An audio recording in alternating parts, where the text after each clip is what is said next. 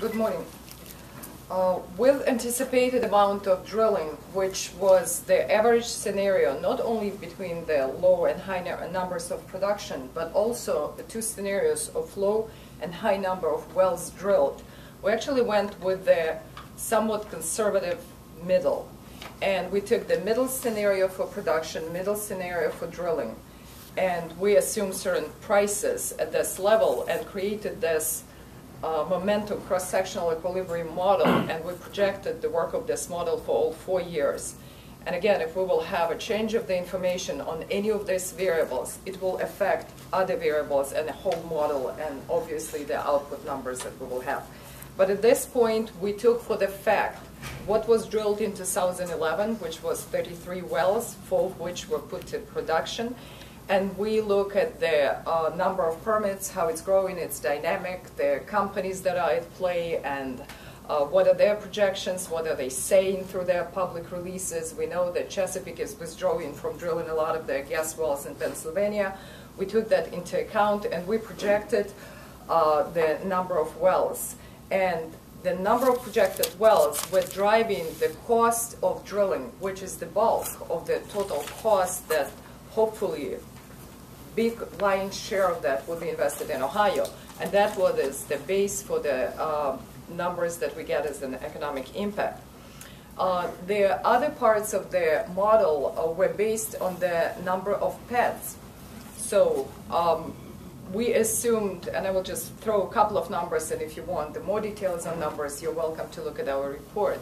We assumed that on average pad would be about 6 to 8 wells drilled, but since we're at very early stage of development of the play, there would be more pads than the 6 divided per pad ratio. So what does it mean for our model? It means that more construction work associated with building the pad would be done in earlier years, and then when the development of wells will catch up, the ratio of wells per pad will be growing. This was important for projecting not only roads and bridges construction and other infrastructure that needs to be built together to put a pad, but also for projecting a part of the midstream infrastructure, such as gathering lines. We also look at the throughput from 2 different perspectives. We look what is the production of a single well with the adopted assumption, what is the split between the gas and liquids and oil. And we aggregated that, multiplying by the number of wells. And in that road, we had myriads of small assumptions, which each of them we took very seriously. So we assumed that it would be about 98% of success rate of drilled wells, which means it would be not more than 2% of dry wells. And since it was so small number, we decided to neglect it, which was in compliance with the conservative nature of our study and our assumptions. And we built this total throughput number expected by 2014, and that was the base to project expenditures that people who receive it in lease bonuses and royalty payments will spend and will reinvest in Ohio economy.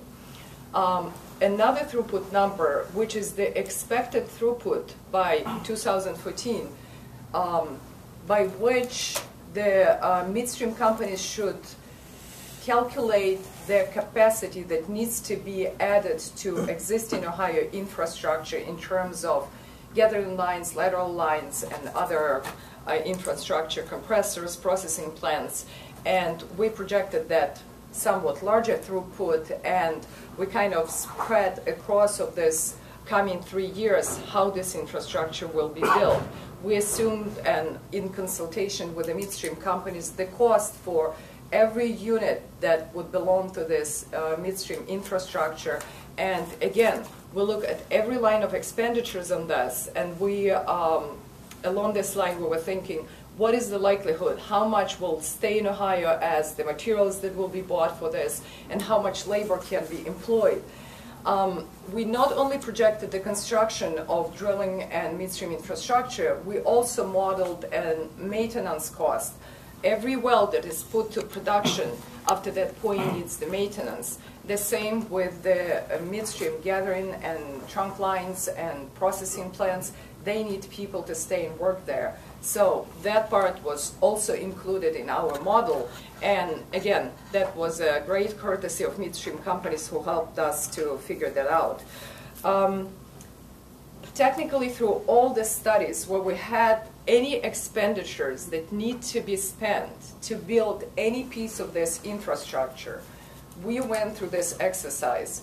We look whether we have a reasonable cost of this overall. Then we were talking to companies and saying, what is the likelihood that it will be executed or service to Ohio company? At what level of labor will be engaged at this? What are the likelihood that it would be bid on a national level? Okay, if it would be a bid, what is the likelihood that Ohio company will take this? So we have every single production, and a great deal of those numbers we reported in our study. We were very conservative in our scenarios. As I said, we had 2 scenarios for drilling. We had 2 scenarios for production. So we are reporting in the study the medium scenario, but we did look at the low, low, high, high, and we realized that at this point there are so scarce data publicly available that we can't confuse public with going with the range that is too wide. So we are presenting you the most likely scenario that we believe at this point having this data. We use the decline curve that Bob Chase, I'm sure, would talk here today, that I probably have a very little authority to talk about, but I think that's the number that everybody is waiting for. The decline curve is the decrease of output that is coming at the wellhead for the first year compared, or second year compared to the first year, and it would be decline in production per well. We did take it into the account, and we had a separate decline curve projected for gas and for oil. We also assumed a fairly conservative cost per well, which was another driver of overall cost that is likely to be invested in a high economy. Now, it is, most of the drilling is an exploratory drilling, and exploratory drilling is a little bit higher, at higher cost, because there are certain additional operations needs to be executed, additional readings of the results need to be made. So again, we accounted for this factor, and we realized that it would be more of the non-exploratory drilling in the later years. We also when we look at the construction of pads and gathering lines, we also projected that to move all this heavy equipment to the site, there needs to be road maintenance and maintenance of bridges, and in some instances construction of roads and bridges to move this heavy equipment. We projected that cost, and again, we believe that this might be done couple of times over the course of even development of wells on one pad, but we assumed it would be done one time for now, just before the well is drilled. Another part of the model account for the lease bonuses. Again, just to demonstrate our conservative nature, we calculated for 2011 the price per acre at $2,500, and we know by the fact which we cited in the report that these leases in some areas go much higher than that. In some areas it's up to $5,000 or $6,000 an acre. But again, we stayed with a very conservative average, taking into account that probably at the beginning of 2011 it was not nearly $2,500 across the play. Another assumption that shows how conservative we were our royalties that we projected. So with having projected the throughput, we took the 15% as the average rate for royalties, which again, for the fact we know that go in a vicinity but can go as low as 12 to 17 and in some cases 20%. We assume 15% of royalties. And being even more conservative than that, we just assume that not everybody who owns the land in Ohio lives in Ohio. We assumed about 20%, which was more conservative than other studies, belong to people who owns the land here but lives elsewhere, so this money would be paid to them. They will take this money out of state. We consider this as leakage out of state. And another very, very conservative assumption was that only about 4% of those windfall payments that people receive from lease bonuses and royalties they're going to spend at the time they're received. So we believe that the rest of the money might be saved and re-enter economy at a later time, either at the investment or another spending, which we did not include in our model. Another portion we didn't include was the spending of those workers that come from outside, but they need to live here. They eat, they rent, they go to doctors, they don't fly to Texas every weekend. They stay here for some entertainment as well.